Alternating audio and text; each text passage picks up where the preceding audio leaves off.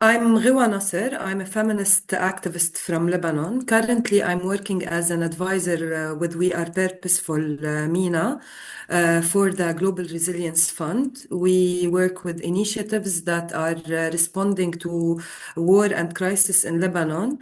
And I'm also the fundraising and sales development lead with the Wing Women Lebanon, which are a organization that are working on period poverty and providing sustainable solutions for period poverty in Lebanon.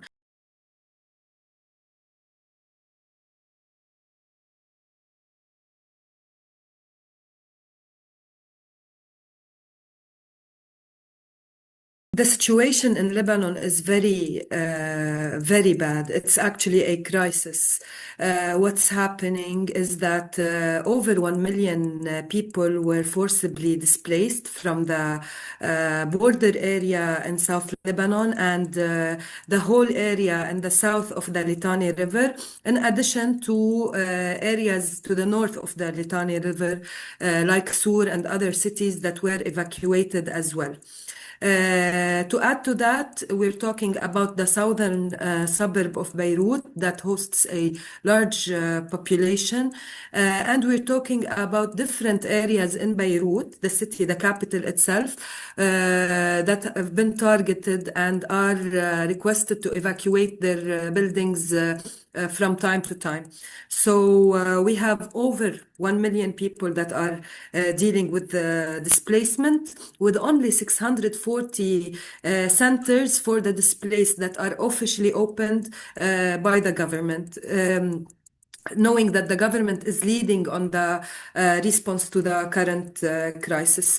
These 640 centers are hosting only 1,030 displaced individuals only. So we're talking about nearly 900,000 people that are either renting spaces and not and they're not like benefiting from the resources that are being provided by the government.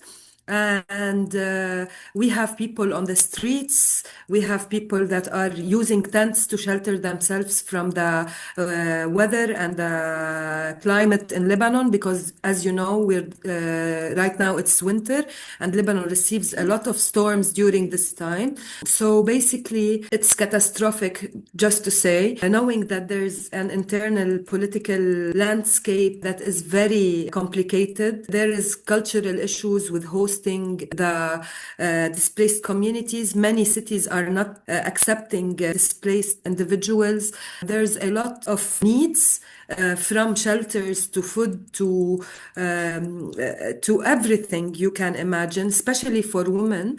When we're talking about decency kits, the menstrual needs, we're talking about over 30,000 women that are due in the next couple of months. They're pregnant and they're due in the next couple of months, and they are currently living in displacement centers, knowing that between the initiation of the war and the start of the displacement, there were only a couple of hours. People couldn't take anything with them.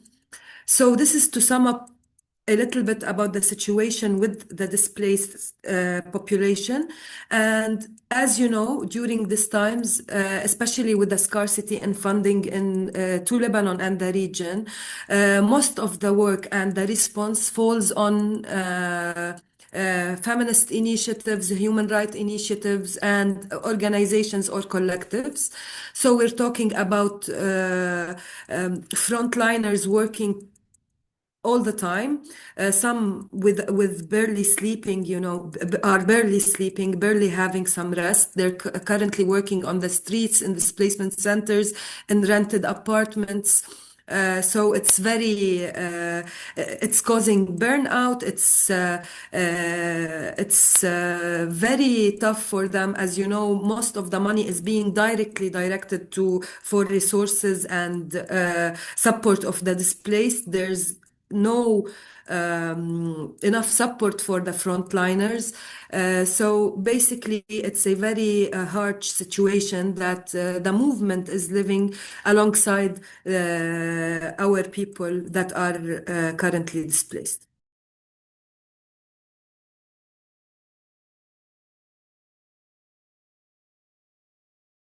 When it comes to women rights defenders in Lebanon, it's a very tough situation. As you know, we've been dealing with scarcity in funding since 2024, if I'm not mistaken, the shrinkage of civic spaces, collectives and activists are barely holding up during this situation.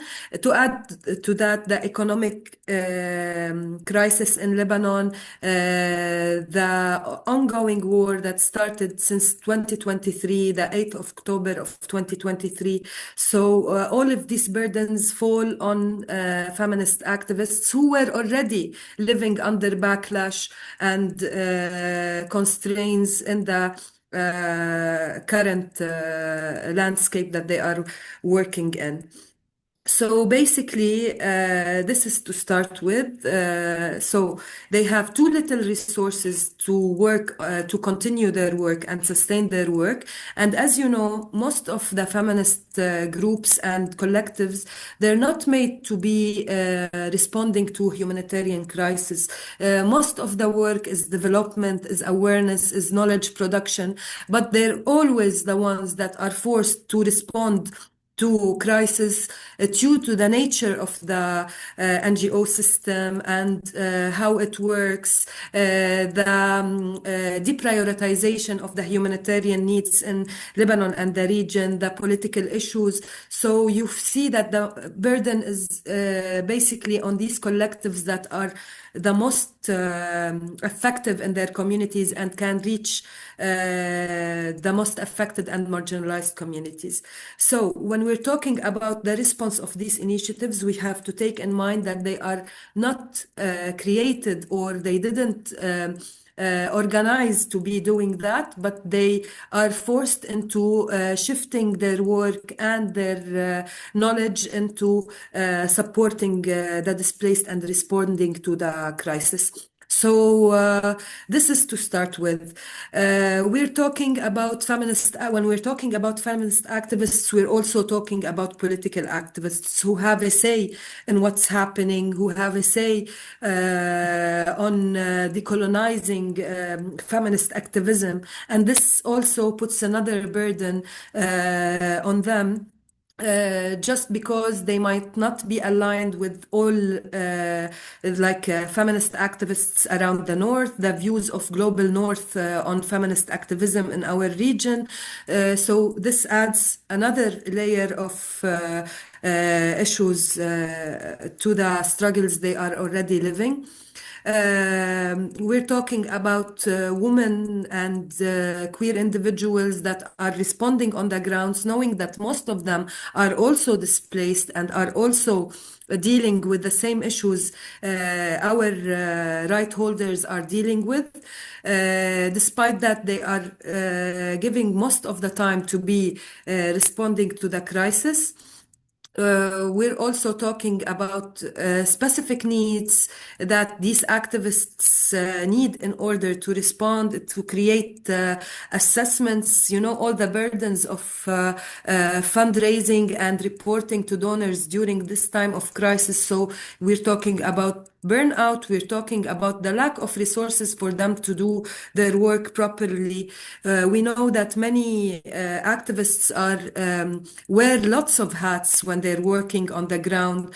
Feminist activists and frontliners in Lebanon were already dealing with backlash. They were already dealing with protection and safeguarding issues. They were targeted in online campaigns, and they were targeted online since 2023 and the March of Freedoms in Lebanon. There's a huge backlash on these organizations, and now they are forced to go and like respond to our community's needs in the most rural areas that are currently holding most of the displacement, and where feminist activism isn't actually welcome. So they're having to navigate a very hard landscape. There are lots of needs on the ground. The resources they have and the support they have barely supports some families, and this leaves them with the emotional toll of not being able to respond to all the needs of their communities, and that's to be added to their frustration. So, to sum up, these are the most challenging issues that frontliners are dealing with.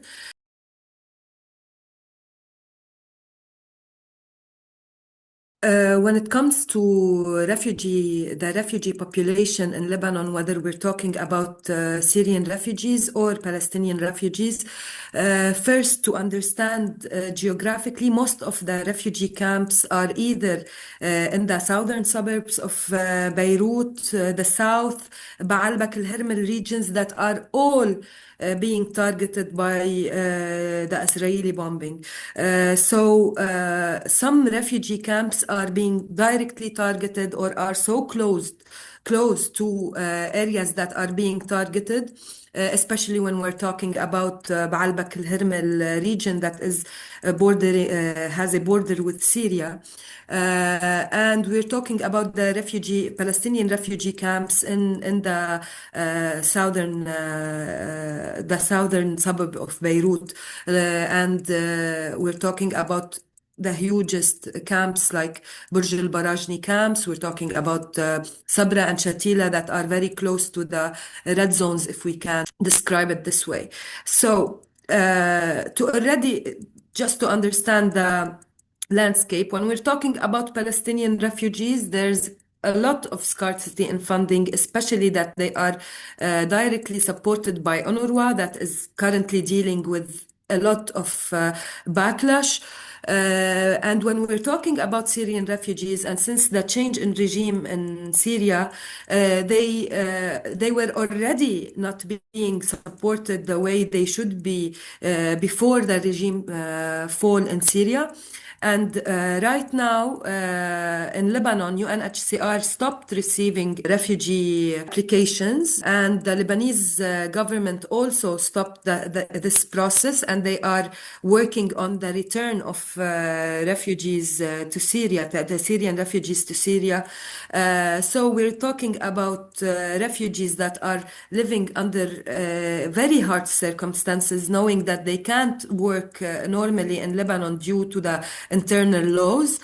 We're also talking about two waves of refugees, the wave that started since 2013 and the new wave after the fall of the regime that happened during the displacement of Syrians from the coastal areas and areas that are being affected right now with internal conflict.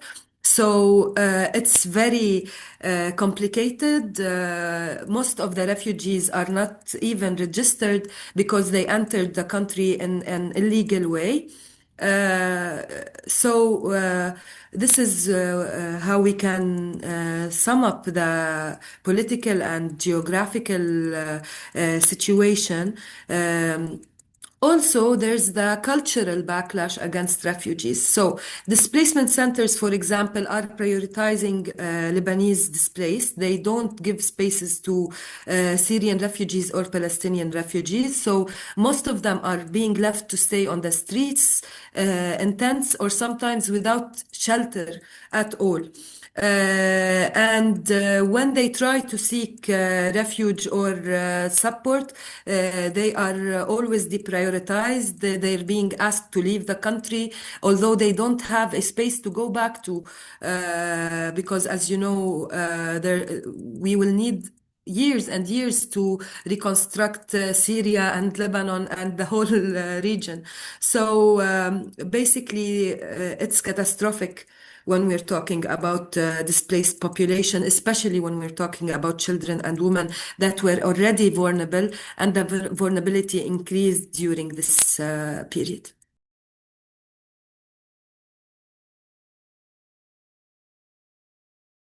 Actually, right now, feminist activists are doing all kinds of supports.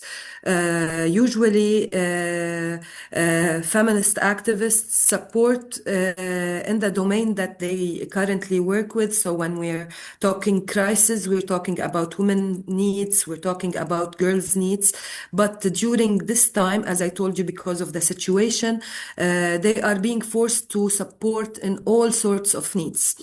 I've met with rural feminist collectives in Mount Lebanon that are responding to winterization needs because most of the displaced were hosted in areas and villages that are 1,800 meters above sea level, where the climate is very harsh. So you see feminist activists responding to the winterization needs, to families, from gas to fuel and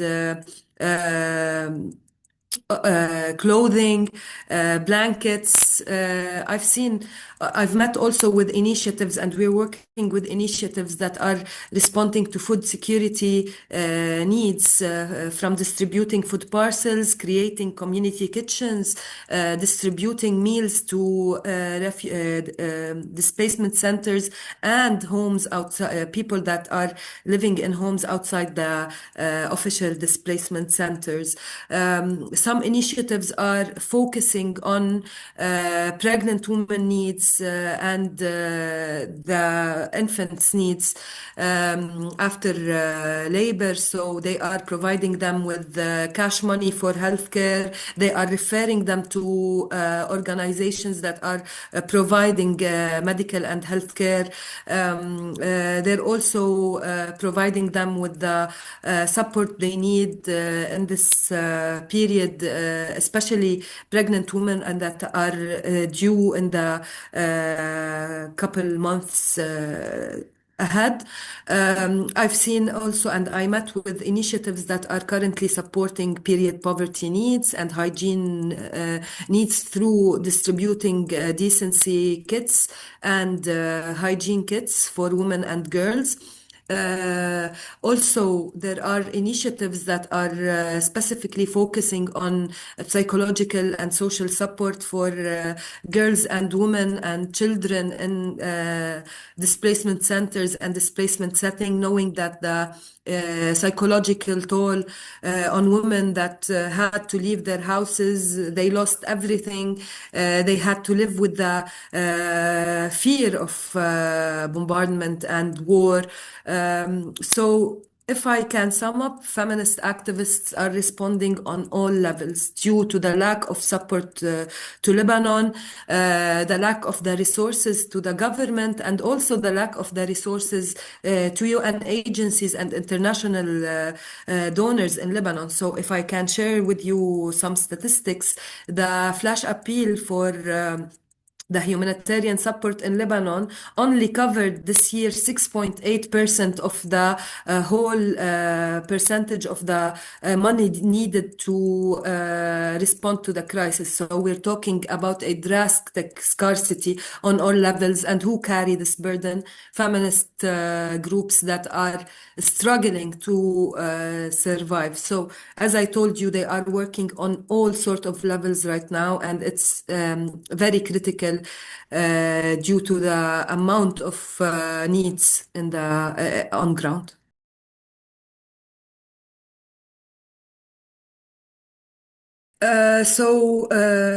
When we want to talk about the situations of women and girls in displacement centers and displacement settings, it's also very harsh. They are dealing with lots of issues. First, we can start by discussing the economic situation. Most of these women had secured jobs. They had incomes that they lost due to displacement and bombardment. So they are currently relying on resources of the family or the resources that are being given by the government and organizations in Lebanon. So they are facing a lot of economic pressures in order to support themselves, their needs, and the needs of their families. And when we're discussing displacement centers, you should know that these settings are very hard, with nearly zero privacy for women and girls. So we're talking about women living in collective shelters. I've seen a shelter that hosted 36 families in the same open area, so they don't even have a place to have rest or to be comfortable the way they are. So we're talking about veiled women that can't take off their veil for hours. They can't sleep they don't have access to clean bathrooms and toilets. So there's an issue with hygiene as well. As I told you, displacement centers are very overloaded with people. So these are some of the challenges. To add to that, during war and during the pressure of war and economic struggles that people live in, we know throughout history that gender-based violence increases. And during these settings, it's even harder for women to report this kind of violence, because they are being hosted in areas that they don't actually know. They don't know how law enforcement happen in these areas. And we were already dealing with this cultural issue that stops women from reporting abuse to the internal security forces in Lebanon, or the organizations that are providing protection services. So they are basically dealing with that in silence.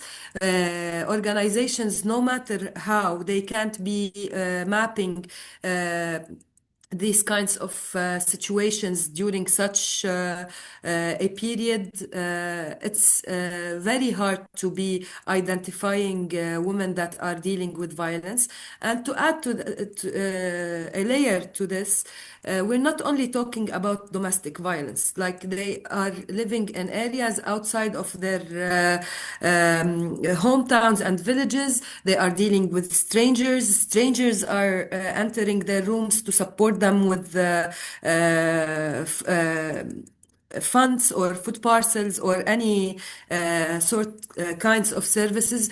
We are not actually sure that there are accountability channels and that women know how to use these accountability channels to report abuse that is being imposed on them by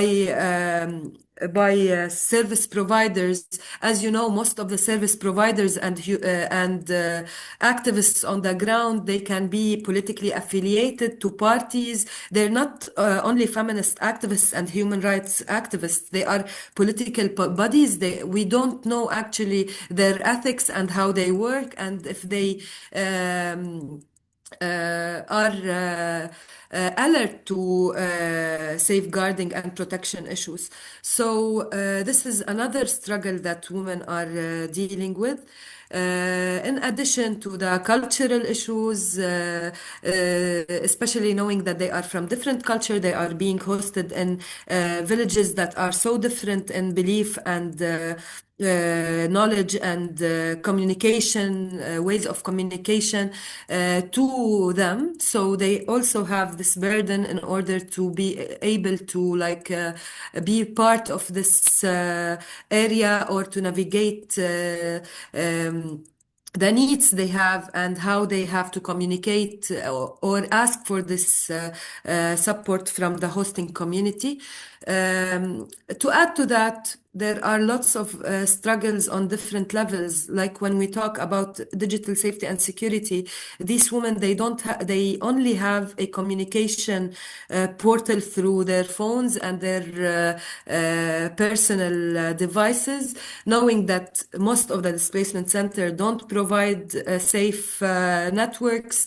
They don't provide women with the communication needs. So this also adds a layer of a protection issue when it comes to online gender-based violence and digital safety issues. They are being connected to public networks that are not safe. Sometimes they are forced to use other people's devices to reach out to their families in different areas.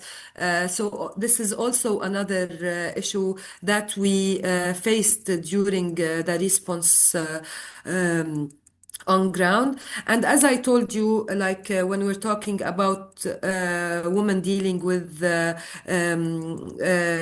sexual health issues or that are pregnant right now and due in the next couple of months, they are dealing with a lot of issues when it comes to hygiene, when it comes to protecting and not protecting, sorry, taking care of their bodies. When we're talking about sexual rights, when we're talking about displacement, women, they don't have access to sexual rights. They don't have access to privacy.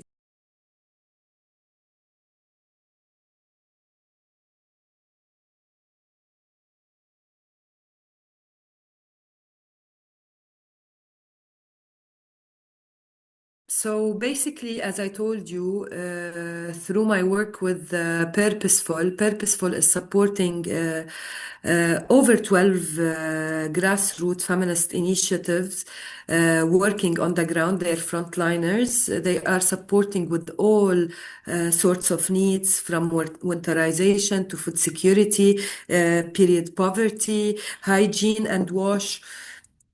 PSS and all sorts of needs in the displacement settings.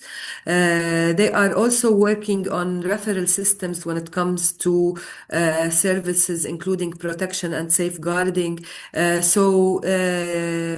They are referring the survivors of violence to shelters and organizations that can support them legally and provide protection. They are also working with queer displaced individuals that are the most marginalized during such times. They are working with refugees and migrant workers that were also displaced with the families that they used to work with. Excuse me. Test. So basically, they are covering the needs of all the communities that were affected by the current crisis and the displacement. When it comes to the needs of the communities, so since the start of the war, the needs are multiplied. Knowing that we are living in a crisis setting since 2019. And as I told you, we're dealing with scarcity in funding, we're dealing with the lack of resources, that shrinkage of civic spaces. So we weren't even responding to the needs of our communities the way we're supposed to before the war. So imagine after the war, it's catastrophic. People that were seeking economic support are now seeking basic livelihood and security needs. To sum up, the needs that we already discussed already multiplied.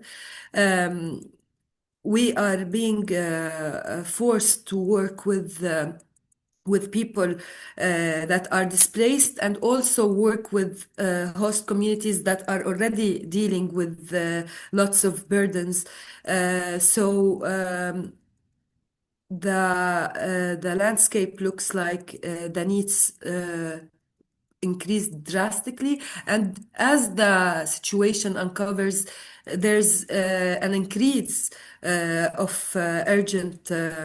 The need for urgent support for from basic needs to shelter to food security and all sorts of support.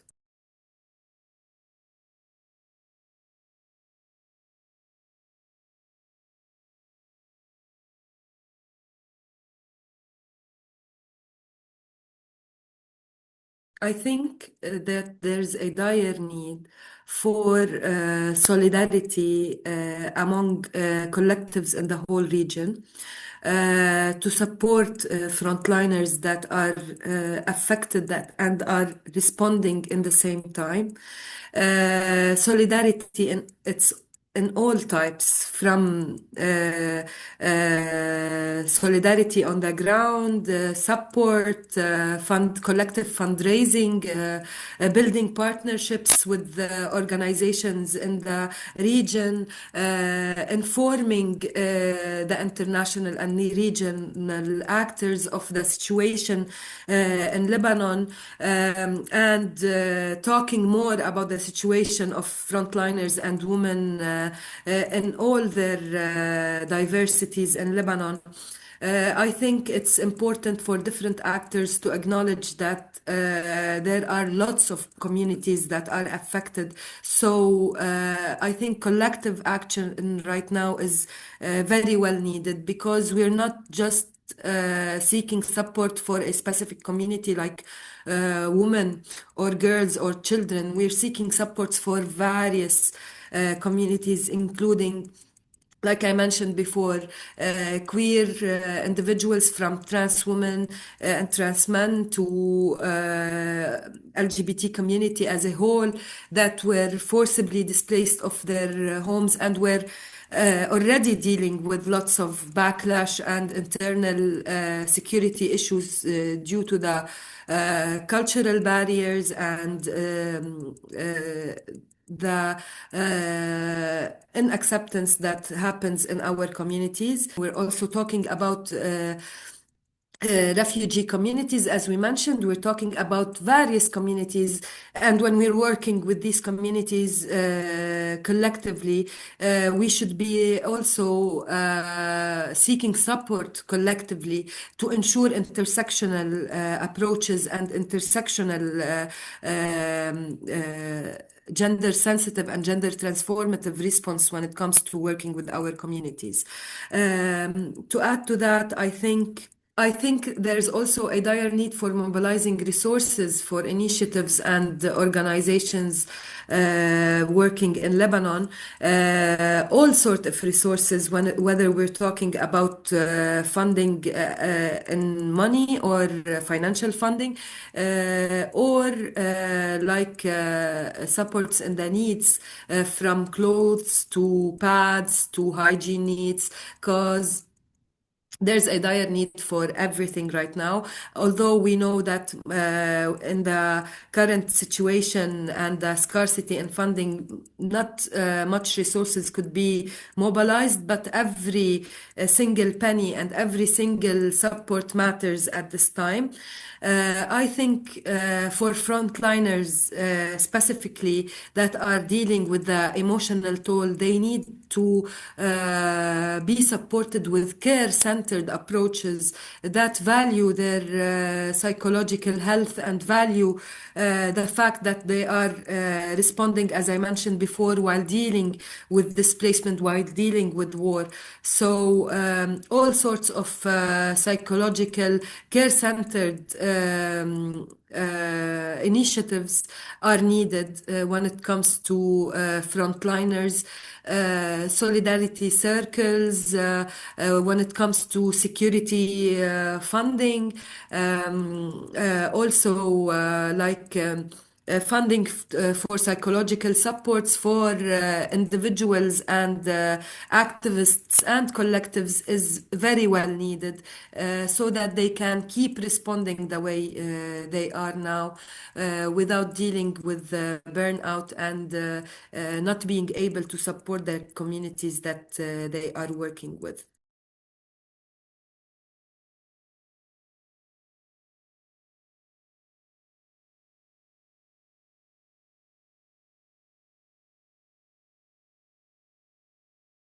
To start with, we are already working in a flawed system.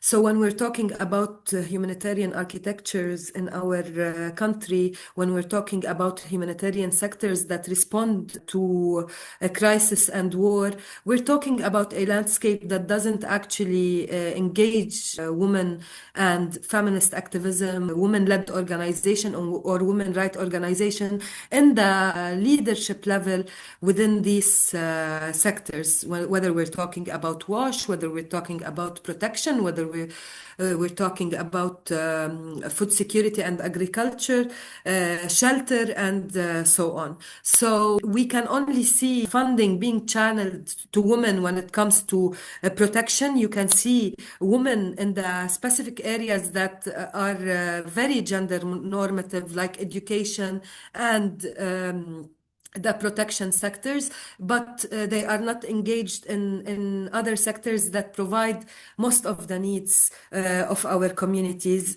and that we are already working on providing as feminist collectives. So I think the engagement of feminist collectives in leadership levels when it comes to the humanitarian structures in our countries, specifically in Lebanon, is very well needed, because if you don't have this feminist knowledge to guide response, then women, girls, and all marginalized populations will not receive the support that they need, and they will not be regarded as a priority, knowing that women needs and marginalized communities needs are never a priority in humanitarian systems.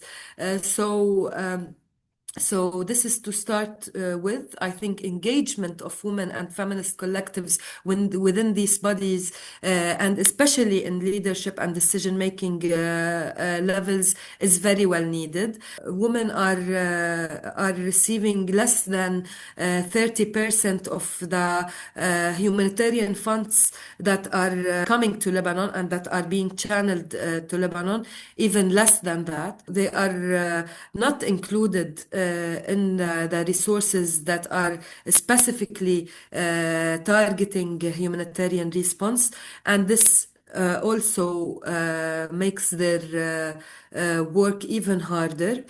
When we're talking about the UN system and the INGO's system as a whole, the burdens of due diligence, the burdens of institutionalized needs that usually feminist activists and feminist organizations are not very informed of, also create another layer of difficulty when it comes to the support that these organizations and these collectives are trying to seek from the international community.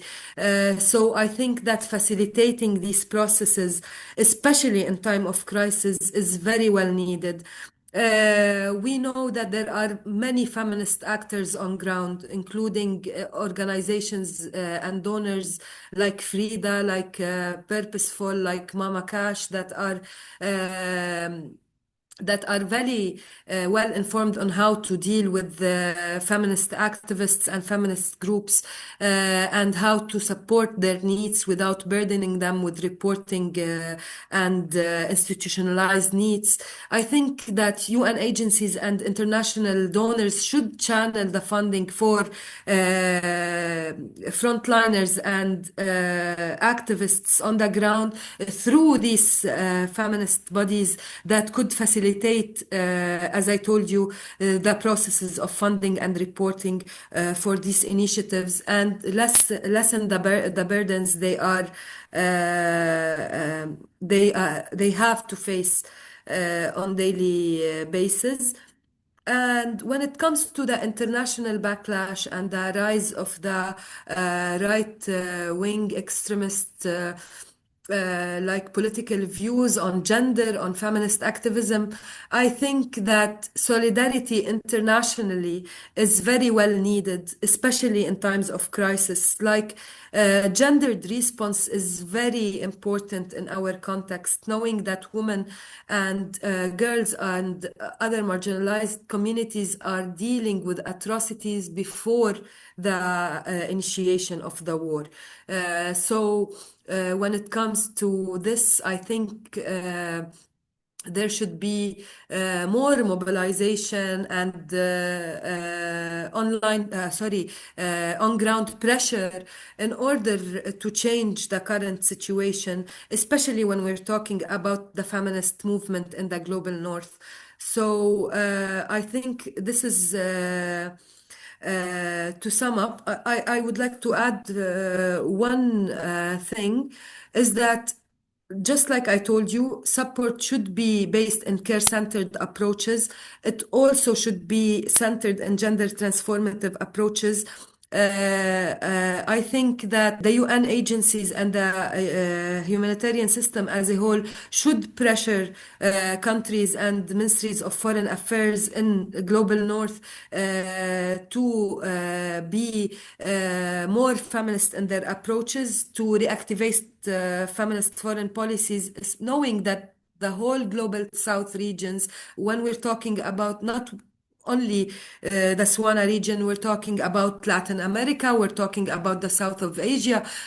We are all dealing with the same colonial and occupational risks. And I think that a global movement should be created in order to put pressure on decision makers in the global north to be more flexible in their approaches and more decolonial in their approaches when it comes to supporting movements in our regions. We have a movement spread all over the areas in Lebanon. Most of our fellow activists, our friends, are based in very tough settings, whether we're talking about displacement settings, whether we're talking about activists that refuse to leave their villages and their areas to stay connected to their communities and to keep on supporting them. So we're talking about a different situations within the movement itself. And right now, you feel the real privilege that you have living in your safe home in a safe zone, while others are dealing with such atrocities just to continue supporting their communities. I think this adds a burden to our activism. I think that like dealing with the bombing, the sounds, the need to be displaced from the capital to areas in the mountain and dealing with all of these issues while having to respond and to be engaged in donor meetings, engaged in institutional work, it's making things even more tough for me personally and for activists on the ground. This is just like a view on the personal issues that we are dealing with, knowing that we also have our families that we want to keep safe and trying to navigate all these issues as part of this population that is being forced to live under these circumstances.